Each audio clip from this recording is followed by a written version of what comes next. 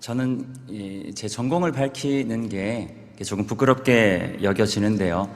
그 대학 시절에 저는 경제학을 전공했습니다. 그래서 오늘 말씀은 예수님의 삶에 대한 경제학적 고찰입니다. 지금은 많은 내용이 기억이 나지는 않지만 성경과는 별로 관계없어 보이는 경제학적 논리, 그리고 오늘 말씀을 통해 그리스도인들이 어떠한 삶을 살아야 하는가를 함께 나누어 보고자 합니다. 경제학은 일반적으로 사람들이 이해하는 것처럼 돈을 많이 벌기 위한 학문이라기보다는, 물론 그런 부분도 배제할 수는 없지만요, 근본적으로는 경세재민이라고 하죠. 인간이 어떻게 하면 더 나은 삶을 살 수 있을까?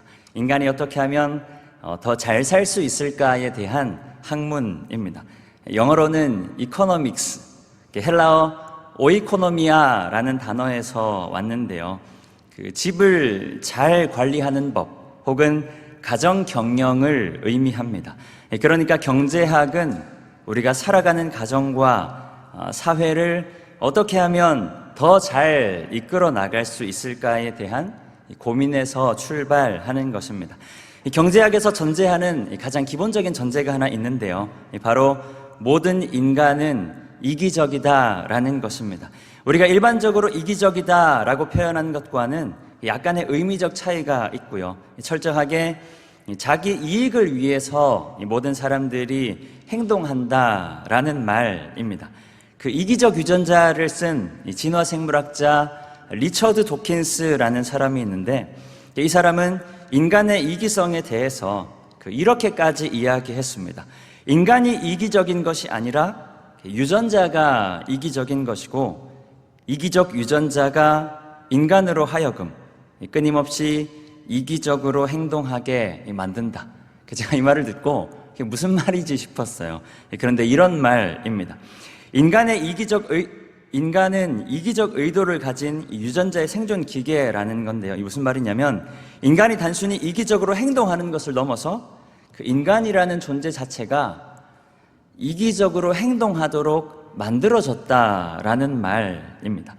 실제로 악한 본성에 굴복한 나머지 그 이기적 유전자의 화신이 된 사람들을 우리는 어렵지 않게 찾아볼 수 있습니다.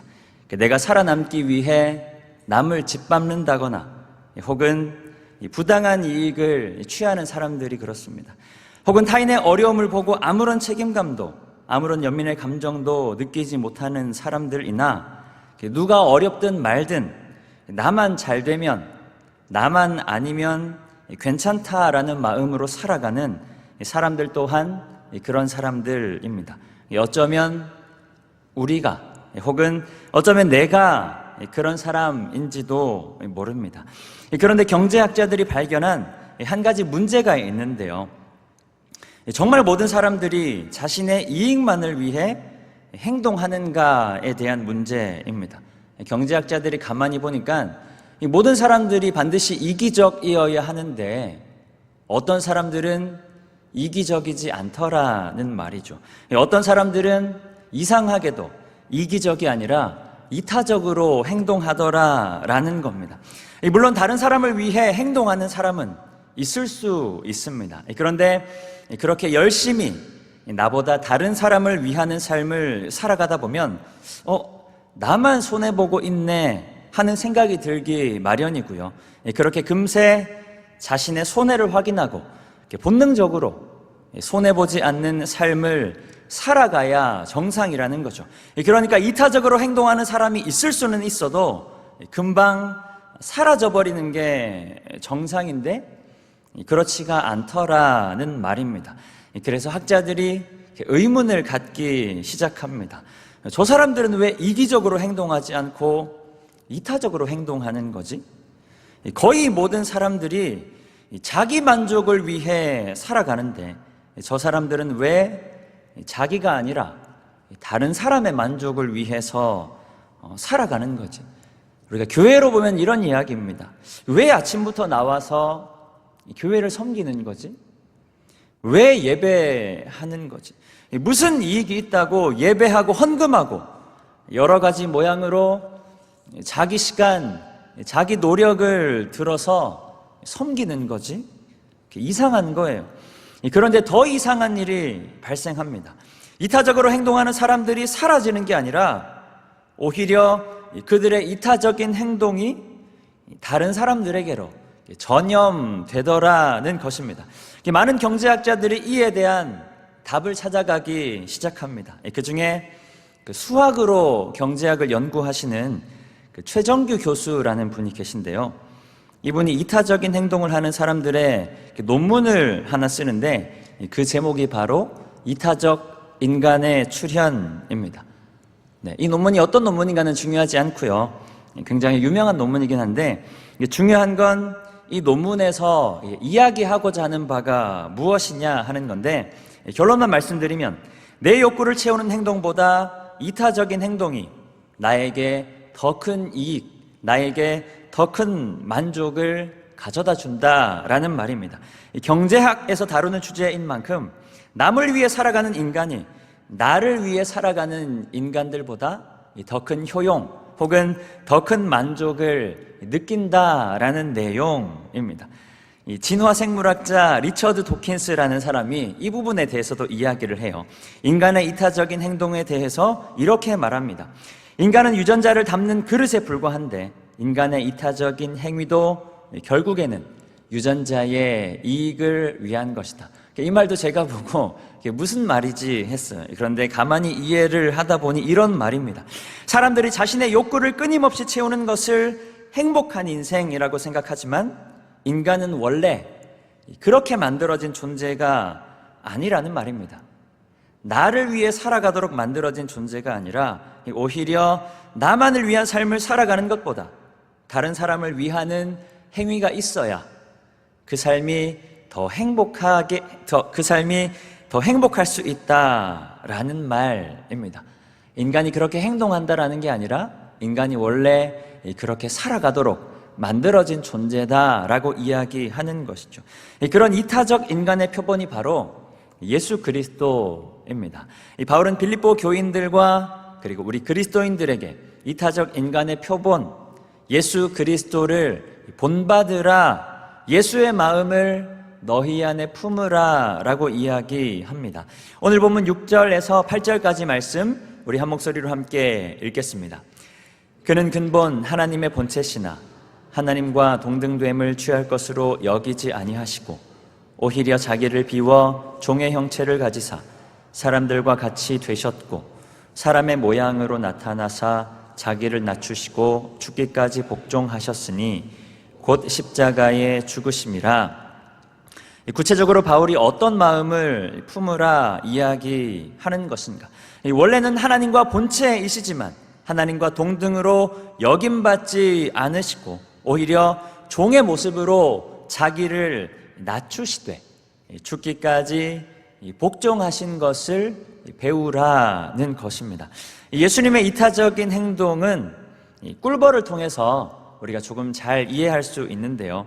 이 꿀벌이 집을 열심히 지키고 있다가 적이 쳐들어오면 누구 할 것 없이 이 벌 하나가 앞을 막아선다고 합니다. 적을 막기 위해 열심히 버티다가 안 될 때 독침을 쏘는데요.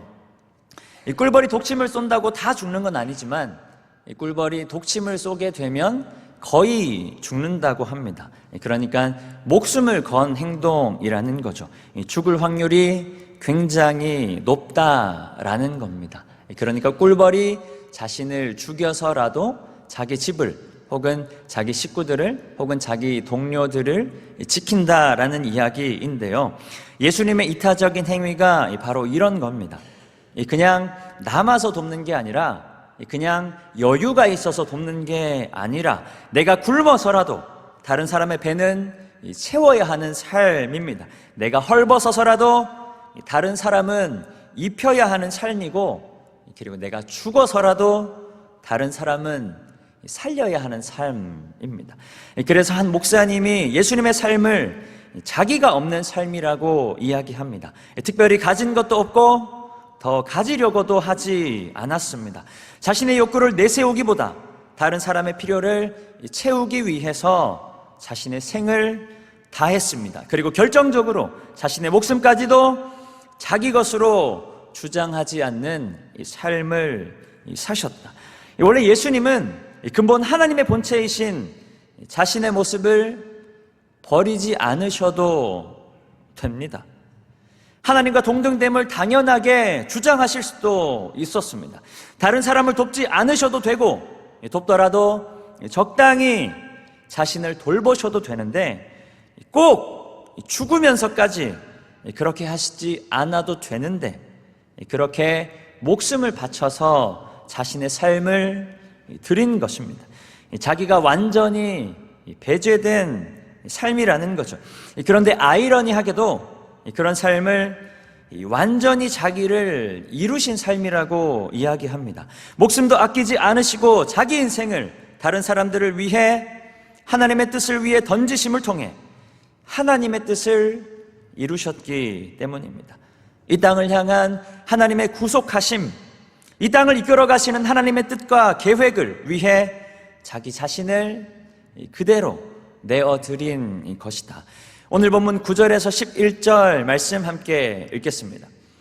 이러므로 하나님이 그를 지극히 높여 모든 이름 위에 뛰어난 이름을 주사 하늘에 있는 자들과 땅에 있는 자들과 땅 아래에 있는 자들로 모든 무릎을 예수의 이름에 꿇게 하시고 모든 입 예수 그리스도를 주라 시인하여 하나님 아버지께 영광을 돌리게 하셨느니라. 아멘.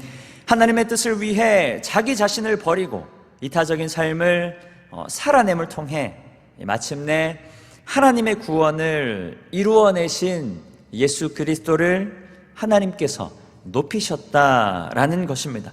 사람들이 보기에는 가장 낮은 곳에서 가장 형편없는 삶을 사신 것처럼 보이지만 결국에는 하나님께서 모든 무릎을 그 앞에 꿇게 하시고 죽음까지도 굴복해 하시는 영광을 주셨다. 그리고 모든 이들로 예수님께 영광을 돌리게 하셨다는 말입니다. 한 가지 오해가 있을 수 있는데요, 예수님의 삶을 마치 하나님의 의지만을 옮기는 대리자 정도로만 여겨버리는 것입니다. 도킨스라는 사람이 인간은 유전자의 이기적 선택을 옮기는 생존 기계에 불과하다라고 이야기한 것처럼 예수님께서 아무 감정도 생각도 고통도 없이 그냥 하나님의 뜻을 실행하는 기계처럼 예수님을 생각해버리는 것입니다. 그런데 예수님에게도 갈등과 고민의 시간들이 있었습니다. 피하고 싶은 순간들도 있었고 엄청난 인고의 시간들도 있었습니다. 다른 사람들처럼 많은 사람들이 그렇게 살아가는 것처럼 하나님의 뜻보다 내 뜻을 위하는 삶을 살기를 요구하는 유혹들도 굉장히 많았습니다. 그러나 그 모든 것을 다 뒤로 하고 고통과 인내를 통해 자신의 삶을 하나님께 그저 내어드린 것입니다.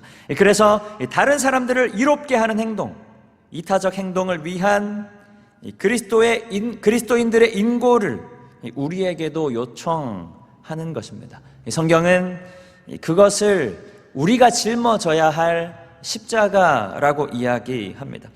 마가복음 8장에 예수님은 이렇게 말씀하십니다. 누구든지 나를 따라오려거든 자기를 부인하고 자기 십자가를 지고 나를 따를 것이니라. 예수님께서 우리를 위해 십자가를 지신 것처럼 우리도 다른 누군가를 위한 우리의 십자가를 져야 한다라는 말입니다. 그런데 바로 뒤에 따라오는 말씀이 있습니다. 마가복음 8장 35절 말씀인데요, 우리 함께 읽겠습니다. 누구든지 자기 목숨을 구원하고자 하면 잃을 것이요 누구든지 나와 복음을 위하여 자기 목숨을 잃으면 구원하리라. 예수님께서 우리에게 요청하시는 십자가는 그저 아픔과 슬픔 혹은 고통과 인고로 끝나지 않습니다. 당장에는 미련해 보일 수도 있지만 십자가를 통해 마침내 하나님의 영광에 우리로 들어가게 하시기 때문에 결국에는 우리로 승리케 하시는 고통, 결국에는 우리를 살찌게 하는 인내, 곧 지연된 영광이라는 말입니다. 우리가 짊어지는 십자가를 통해 하나님의 뜻이 이 땅 가운데 이루어질 것을 생각한다면 어떻게 하는 것이 정말 나를 위한 삶인가를 우리는 어렵지 않게 판단할 수 있어야 합니다. 서두에 경제를 뜻하는 영어 단어가 헬라어 오이코노미아에서 왔다고 말씀드렸는데요. 기독교 신학에서 오이코노미아라는 단어는 하나님의 계획과 경영을 의미합니다. 특히 구원 역사에서 하나님이 인간 구원을 위해 경영하시는 일련의 과정, 일련의 계획을 의미하는데 이를 구속의 경륜이라고도 부릅니다. 우리의 이해는 벗어날 수는 있어도 하나님의 구속의 계획 가운데 있다라는 말입니다. 인간의 경제적인 행동이 하나님의 구속과도 연결된다라는 말이죠. 그러니까 오이코노미아, 경세, 재민, 내가 잘 살기 위해서는 내가 무엇을 먹을까? 내가 무엇을 입을까? 내가 무엇을 마실까? 고민할 것이 아니라 하나님의 계획과 경영을 위해 나를 맡겨야 한다라는 말입니다. 나보다 남을 더 낮게 여기고 나보다 남을 더 이롭게 하는 삶을 살아야 한다라는 말입니다. 하나님의 뜻과 하나님의 계획을 바라보며 예수님의 십자가를 따라 내가 아닌 다른 사람을 이롭게 하는 그런 삶을 우리는 반드시 감당해야 한다라는 말입니다. 비록 그 삶이 당장에는 굉장히 힘들고 어렵습니다. 때에 따라 굉장한 고통으로 다가올 수도 있습니다. 그러나 하나님께서 우리를 지극히 높이시고 모든 사람들보다 더 뛰어난 이름을 우리에게 주실 줄 믿습니다. 하나님의 뜻을 소망하며 이타적인 삶을 살아가는 나를 통해 모든 영혼들이 예수 그리스도의 그 이름 앞에 굴복하여 하나님 아버지께만 영광을 돌리게 될 줄 믿습니다. 하나님 우리에게 주신 그 믿음으로 너무나 편리한 이기주의적 본성을 우리가 불편히 여기며 하나님의 뜻과 하나님의 계획 감당하는 그런 이타적인 삶을 살아내는 우리 모든 성도님들 되시기를 축복합니다. 기도합니다. 참 좋으신 하나님, 우리를 위해 자신의 삶을 버리신, 우리를 위해 죽기까지 자신의 삶을 내어주신 예수 그리스도의 그 희생적 사랑을 기억합니다. 우리 또한 주님 지신 그 십자가를 지고 주님 걸으신 그 걸음 따라 걸어갈 수 있도록 주님 인도하여 주시옵소서.